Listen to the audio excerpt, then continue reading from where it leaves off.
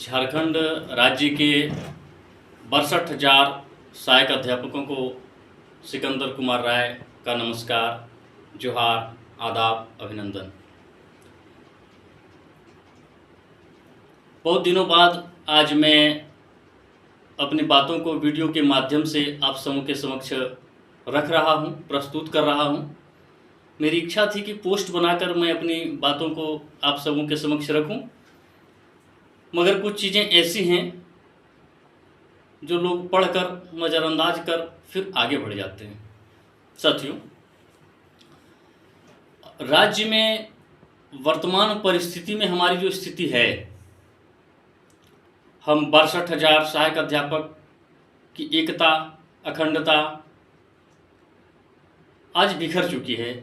हमारा जो ताकत, हमारा जो साहस था, वो कहीं न कहीं आज ध्वस्त हो चुका है। मित्रों, हमें क्या करना चाहिए ऐसी परिस्थिति में? आइए संक्षेप में मैं अपनी बातों को रखता हूँ। हाल के दिनों में देखा गया है कि सरकार सहायक आचार्य नियुक्ति नियमावली ला रही है और ऐसी उम्मीद है कि बहुत जल्द उसका विज्ञापन भी सामने आ सकता है। मैं आपको बता दूं कि सहायक आचार्य नियुक्ति नियमावली हम सबों के लिए, चाहे वह नॉन टेट हों या फिर टेट पास साथी हों, हम सबों के भविष्य के लिए बहुत ही घातक चीज़ है। कैसे? आइए जानते और समझते हैं। वर्तमान में हम सबों की जो मूल मांग है वो वेतनमान पर केंद्रित है, चाहे वह टेट पास साथी हों, आकलन उत्तीर्णता के पश्चात की स्थिति में आने वाले साथी हों। हम लोग ये लक्ष्य मान कर चले हैं कि 2023 तक हमें हर हाल में अपने आप को वेतनमान की स्थिति तक लाना है।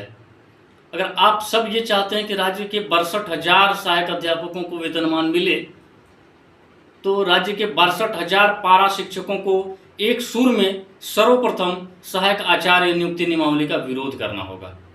क्यों? आइए इसको विस्तृत रूप से समझते हैं। साथियों, सहायक आचार्य नियुक्ति नियमावली में 7 घंटे की लंबी परीक्षा के बाद, जेएसएससी स्तर की कठिन परीक्षा के बाद जिन शिक्षकों की बहाली होगी, उनका वेतनमान 1 to 5 25,500, 6 to 8 28,000 29,000 के बीच होगा।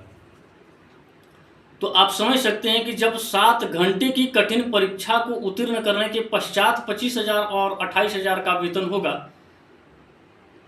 तो फिर इस संभावना में धूल जम जाएगी कि फिर कभी हमें भविष्य में वेतनमान मिल पाएगा अगर सहायक आचार्य नियुक्ति नियमावली लागू हो गई, अगर सहायक आचार्य की बहाली हो गई तो। इसलिए अगर आप सब चाहते हैं कि राज्य के 62,000 पारा शिक्षकों को वेतनमान की प्राप्ति हो, तो सबों को मिलकर सहायक आचार्य नियुक्ति नियमावली का जबरदस्त विरोध करना होगा। साथियों, दर्द हम सबों के अंदर है, लेकिन लोग जता पाने की स्थिति में नहीं हैं, क्योंकि हम लोग जिस आशा और विश्वास के साथ राज्य में हेमंत जी की सरकार बनाए थे, हमारी तमाम आशाओं और अपेक्षाओं, भावनाओं के विरुद्ध राज्य सरकार शुरू से कार्य करती आई है। आज हमारी ये स्थिति हो गई है कि महज आंशिक मानदेय वृद्धि के लिए हमें आकलन परीक्षा से गुजरना पड़ रहा है।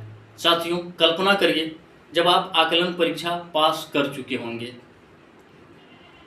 उस समय हमारा मूल मांग क्या होगा? क्या हम वर्तमान मानदेय से संतुष्ट रख पाएंगे अपने आप को? इस भीषण महंगाई में क्या हम अपने बाल बच्चों की अपेक्षाओं पर खरा उतर पाएंगे? क्या हम अपने घर परिवार को चलाने में समर्थ हो पाएंगे?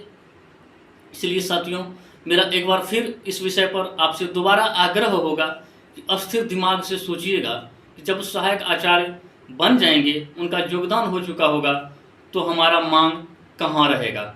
सरकार एक सिरे में खारिज कर देगी कि जब 5200 से 20,200 के वेतनमान के लिए 7 घंटे की कठिन परीक्षा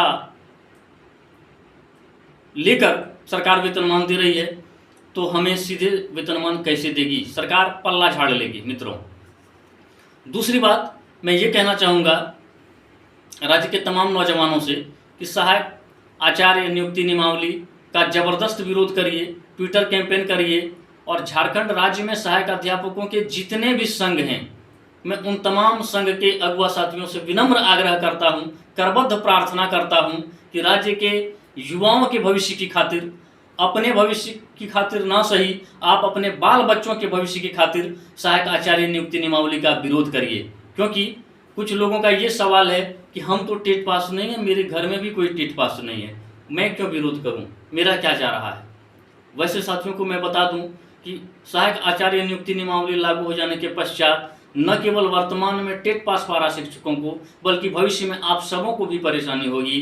क्योंकि सहायक आचार्य नियुक्ति नियमावली केवल टेट पास पारा शिक्षकों के लिए नहीं आ रही है, ये राज्य के उन तमाम अभ्यर्थियों के लिए आ रही है जो शिक्षक पात्रता परीक्षा पास कर आज बैठे हुए हैं, घूमे फिर रहे हैं, बेरोजगारी का दंश झेल रहे हैं। मित्रों, अस्थिर दिमाग से, ठंडे दिमाग से आप इस विषय पर मंथन जरूर करिएगा, ये मेरा विनम्र आग्रह है आपसे। बहुत बहुत धन्यवाद।